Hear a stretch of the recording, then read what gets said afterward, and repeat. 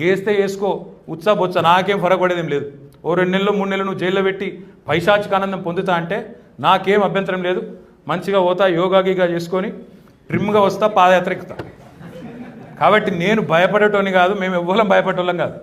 ఈ ఉడతా ఊపులకు ఈ హౌలా మాటలకు ఎవ్వడు భయపడడు. రేవంత్ తెలుసుకో, గాసిప్స్ పక్కకు పెట్టి గవర్నెన్స్ మీద దృష్టి పెట్టు, కొద్దిగా సిగ్గు తెచ్చుకో. హైదరాబాద్ ఇమేజ్ నీ చర్యల వల్ల దెబ్బతింటున్నది. ఇంకా కూడా ఇట్లా చేస్తా అంటే తొందరపడతాం. నాకు తెలుసు, మీరు ఎవరో తెలుసు, మీ బ్యాగ్ టీవీ సంగతి తెలుసు, అన్నీ తెలుసు నాకు. నేనేమంటున్నా అంటే ఇగో ఇది ఫస్ట్ దీని మీద సమాధానాలు చెప్పండి. మీరు ఇన్వెస్టిగేటివ్ జర్నలిస్టులు నిజం చెప్తాం, భయం మాత్రం ఏమంటారు మీరు రాసుకురు బయట హోర్డింగ్ల మీద అదే భయపడము, నిజాలు చెప్తాం, కక్కుతాం అంటారు కదా. కక్కి కాళేశ్వరంలో ఏం జరిగింది కక్కిండ్రి, సుంకిశాలలో ఎందుకు బ్లాక్ లిస్ట్ చేస్తారో కక్కిండ్రి.